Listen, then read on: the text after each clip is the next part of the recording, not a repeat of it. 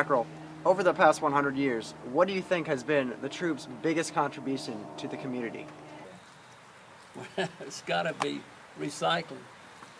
In 1970, the Boy Scouts of America started a program known as SOAR, S-O-A-R, Save Our American Resources.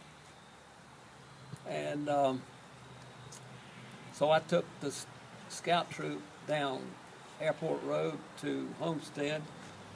We picked up all the trash along the way. Everything but bottles and cans we threw in the landfill, but the bottles and cans we put on a vacant lot on Airport Road.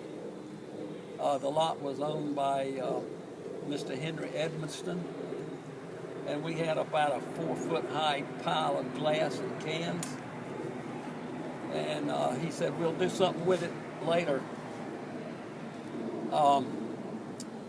So the neighbors began to complain. It was an eyesore. And the city contacted Mr. Edmiston and said, get rid of that. So he got in touch with a cocoa bottling company in Durham, and they brought out a crushing machine that they had made, and we crushed it all. Well, they gave us a little money, and the Coca-Cola people said, would you like to do this on Saturday? So we started with their help on Saturdays, and we'd go to the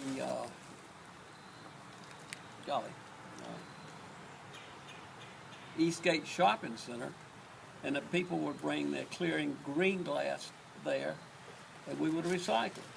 So how much glass did you actually recycle? Well, Jason, it led on into, let me, if you're not in a hurry, let me tell you this. I can talk your ears off. The city picked, Mayor Howard Lee was the mayor at that time, and he picked up on this, and he said, you know, the city is going to start doing it. So they got all these 55-gallon steel drums, and down on Plant Road, that was where the Public Works was at that time. And so the public started bringing glass. Well, it didn't take but about a month when they realized it was costing more than they got the glass, so they had to give it up. So I approached the mayor and said, can the Scout Troop 39 take it over? Yep, you sure can. You can use our cans and you can use our property. So we started recycling glass. And I won't go into how we made our own glass crusher, but we made a glass recycling center and operated it. Let's see, we got through with it about 1973, and by, I don't know, 78, they moved the Public Works area out to Airport Road. But in that length of time, we recycled over 28,000 tons of glass. Wow. And let me tell you a little story. I worked out a deal with a glass company in Henderson. It was called Lawrence Glass. And what they would do, they would bring a trailer when their truck went out in the state and come it back this way. They would drop off the empty trailer and would put the glass in it, okay?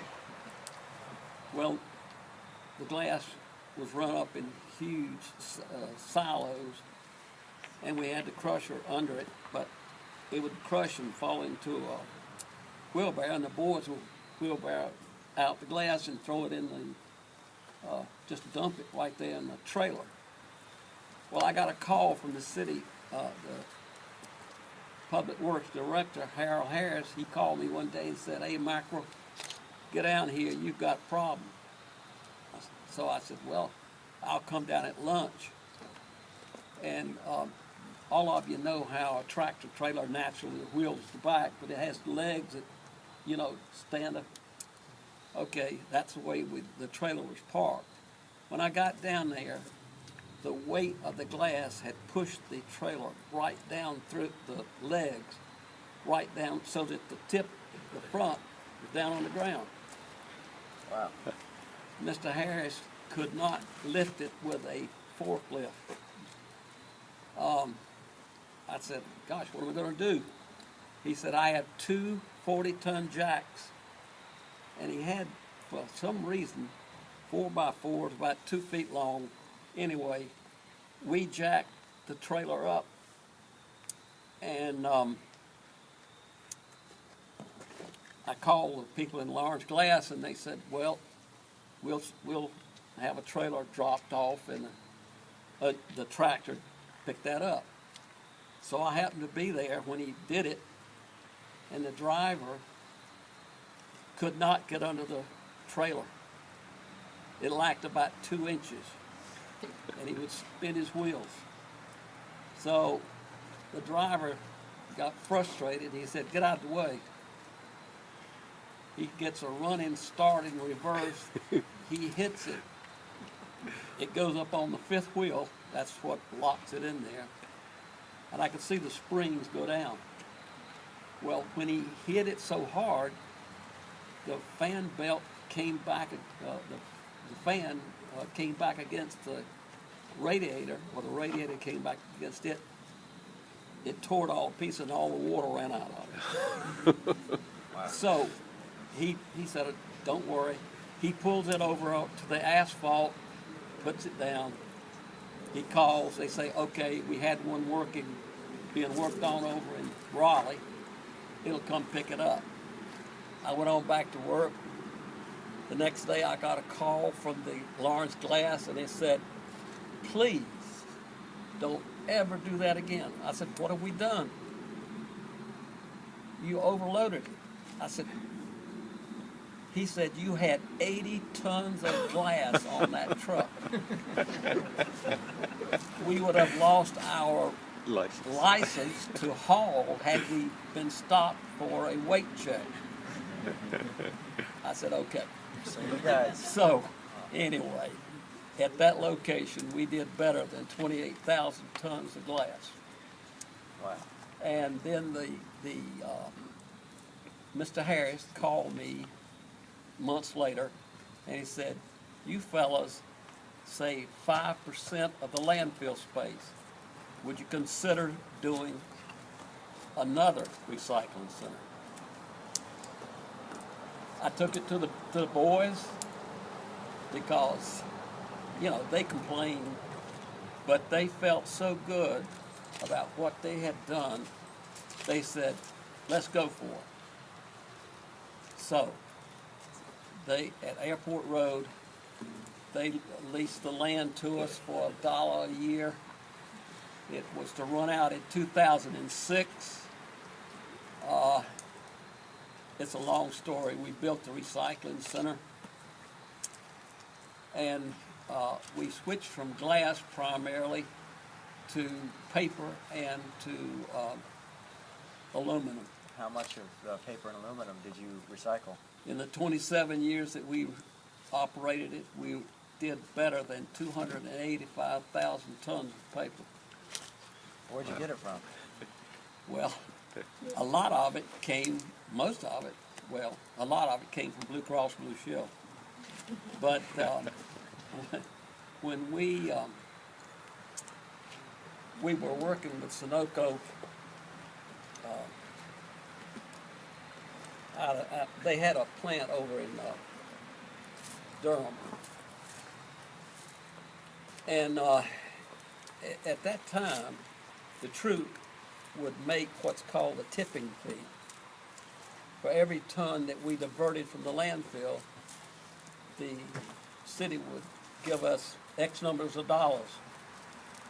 Well, the paper company would only pay us or for white and green or color paper. In other words, no newspapers, no magazines, no mixed paper. Well, Sunoco, we had built a shed.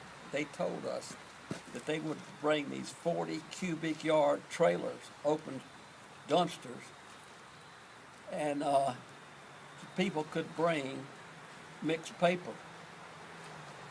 And the public, Chapel Hill, is great on recycling. They would fill those up. There were 3 of them every week.